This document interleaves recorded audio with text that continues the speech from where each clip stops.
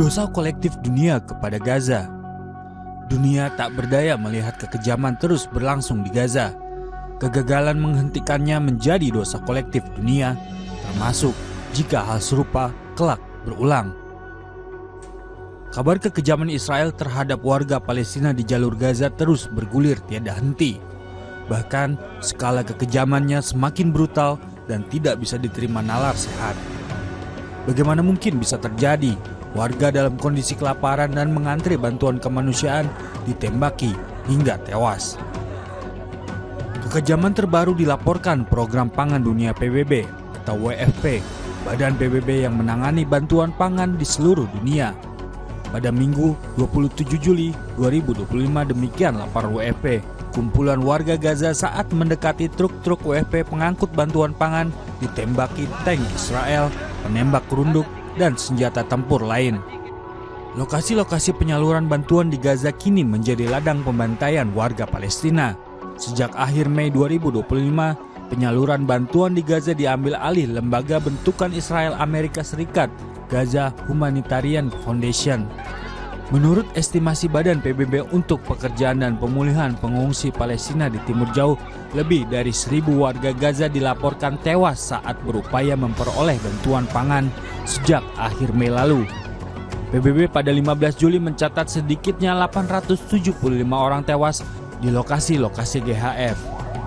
Situasi di Gaza saat ini, mengutip Amnesty International, memperlihatkan cara Israel mengeksploitasi kelaparan warga Palestina sebagai senjata dan penghancuran kehidupan warga Gaza di tengah genosida yang terjadi. Omer Berbatov, Profesor Studi Holocaust dan Genosida Berkewarganegaraan Amerika Serikat Israel, dalam artikel di New York Times pada Selasa 15 Juli menyebut Israel melakukan genosida bangsa Palestina. Pengingkaran atas genosida di Gaza, tulis Berbatov, tak hanya menimbulkan kerusakan bagi warga Gaza, tetapi juga menghancurkan sistem hukum internasional yang dibangun setelah horor Holocaust untuk mencegah terulangnya kembali malapetaka kemanusiaan itu. Ironisnya, dunia tak berdaya dan tak bisa berbuat apa-apa melihat kekejaman itu di depan mata. Ini seperti dosa kolektif dunia yang tak mampu bertindak menghentikan kekejaman di Gaza. Raja Belgia Philippe pun menyatakan situasi di Gaza memalukan bagi kemanusiaan. Sebanyak 28 negara termasuk sahabat-sahabat Israel seperti Jerman, Prancis, Inggris, dan Kanada menyebut pelanggaran HAM di Gaza sudah makin keterlaluan. Kita tidak ingin kecaman-kecaman itu hanya retorika kosong. Seperti diserukan lembaga Lemkin Institute for Genocide Prevention, para pemimpin dunia harus bertindak nyata menghentikan kekejaman ini. Genosida di Gaza tak bisa dibiarkan berlanjut, sementara dunia hanya jadi penonton. Kita tak bisa lagi menunggu. Sejarah mencatat semua ini.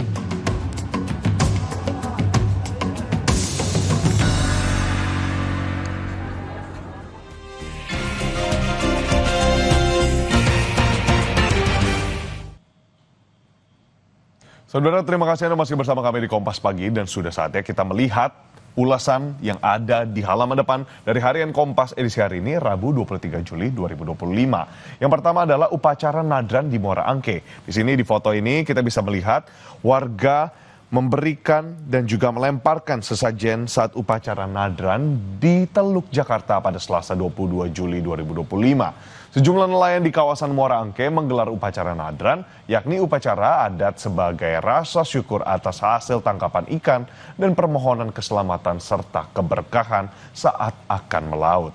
Berbagai sesajen seperti kepala kerbau, uang, makanan, minuman, dan bunga dibuang di sekitar Pulau Damar, Kabupaten Kepulauan Seribu. Lalu saudara, bukan hanya di foto utama yang ada di Harian Kompas, namun di sini juga ada judul besar, kecaman terhadap Israel semakin luas, di mana sejumlah negara makin kencang menyuarakan bahwa kekejaman Israel yang berujung bencana kemanusiaan di Gaza tak bisa terus ditoleransi. Bukan sekadar kecaman, melainkan diperlukan langkah nyata dan segera, di mana masyarakat dunia semakin gerah dengan kekejian Israel di jalur Gaza Palestina. Sejumlah 28 negara mengeluarkan pernyataan bersama mendesak Israel mengakhiri perang di Gaza. Di luar tradisi dan pembatasan aturan, berikutnya kita ingin melihat juga ada informasi terkait dengan gara-gara AI. Di sini gara-gara AI orang tua menghadapi dilema. Di sini disebutkan saudara otak anak bisa terdampak negatif oleh penggunaan akal imitasi atau kecerdasan buatan AI. Akan tetapi di sisi yang lain, jika mereka bakal kagok juga dengan teknologi yang kian canggih, memang serba salah. Hal ini menjadi sorotan yang ada di harian Kompas pada hari ini. Dan selain itu saudara, juga memang soal AI ini bukan hanya dibahas di Asia, di Indonesia terutama, tapi juga bahkan sampai di luar negeri, seperti Amerika Serikat yang mengambil langkah berani. Lalu saudara, di sana juga membahas alih-alih menutup akses anaknya terhadap teknologi AI. Di sana di Amerika Serikat, orang tua lebih memilih untuk mengontrol. Kurikulum Merdeka tetap berlaku dengan penyesuaian kurikulum pendidikan nasional yang tahun lalu ditetapkan menggunakan kurikulum Merdeka, kini disesuaikan Menteri Pendidikan Dasar dan Menengah Abdul Muti. Nah, ini juga yang dibahas di harian Kompas hari ini. Aturan baru tentang kurikulum terbit dengan menambahkan pendekatan pembelajaran mendalam di kurikulum Merdeka dan kurikulum 2013 atau K13. Lanjut saudara, bukan hanya membahas soal pendidikan tadi, dari pendidikan formal maupun juga pendidikan informal seperti AI dan kecerdasan buatan, tapi juga ada pembahasan soal belanja agresif, penerimaan seret. Pemerintah berencana tetap mendorong belanja negara secara agresif pada 2026 meskipun target penerimaan dipatok lebih moderat. Kebijakan ini dinilai berisiko menambah tekanan fiskal di tengah perlambatan ekonomi dan lemahnya aktivitas bisnis. Dalam rancangan anggaran pendapatan dan belanja negara RAPBN 2026 yang telah disetujui Badan Anggaran Banggar DPR bersama pemerintah, tahun depan rasio belanja negara terhadap produk domestik bruto (PDB) dipatok pada kisaran 14,19% hingga 14,83%. Nah, saudara, seluruh berita dan juga sorotan yang tadi saya bawakan kepada saudara dapat selengkapnya dibaca di harian Kompas edisi hari ini, Rabu 23 Juli 2025 secara fisik maupun secara online atau daring melalui kompas.id.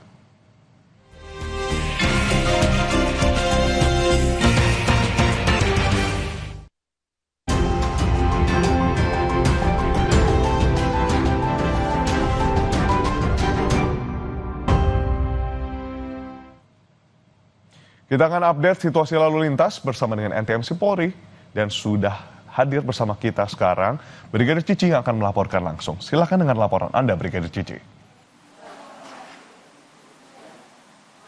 Ya, terima kasih Edwin dan saudara. Mari kita update informasi arus lalu lintas menemani aktivitas Anda pagi hari ini. Yang pertama saya akan mengajak saudara melihat dari sekitaran kawasan Simpang Pancoran, Jakarta Selatan.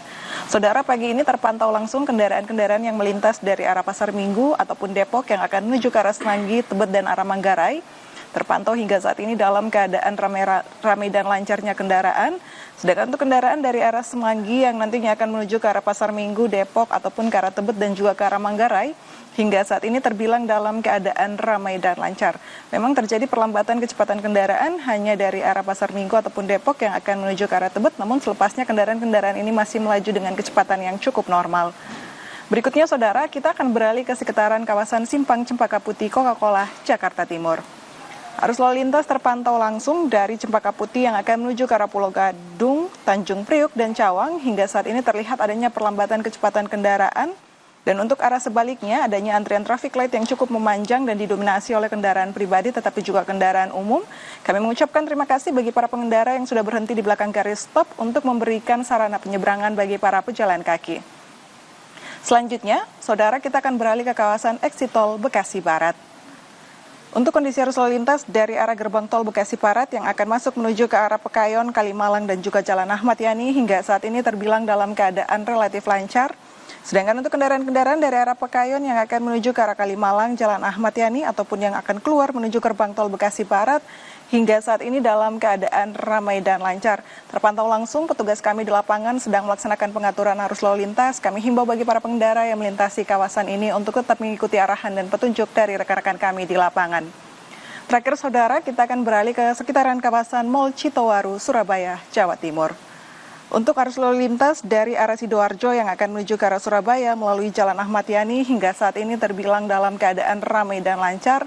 Terpantau langsung kendaraan-kendaraan masih menempuh kecepatan yang cukup normal. Dihimbau bagi para pengendara untuk tetap pada jalur yang benar. Dan berdasarkan data RSMS Korlantas Polri, saudara, perlu kami informasikan data kecelakaan lalu lintas yang kami terima selama 1 kali 24 jam.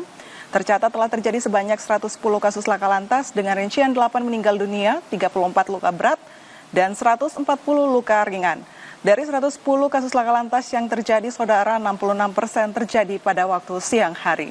Dan tidak bosan-bosannya kami terus mengingatkan bagi para pengendara bahwa operasi Patuh 2025 masih akan terus digelar sampai dengan tertanggal 27 Juli 2025.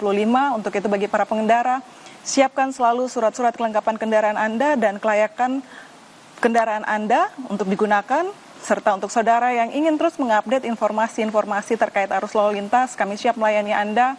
Saudara dapat menghubungi call center kami di 1500669, juga melalui SMS Center di 9119. Demikian Edwin yang dapat kami laporkan langsung dari studio NTMC Polri bersama saya Brigadir Cici, dan silakan kembali ke Anda di studio.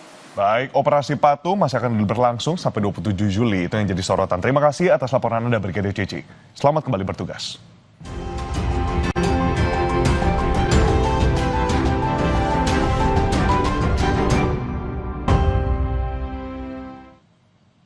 Polda Sulawesi Utara menetapkan nahkoda kapal Barcelona 5 sebagai tersangka, saudara, di mana dalam insiden terbakarnya kapal Barcelona di perairan Pulau Talise pada hari Minggu.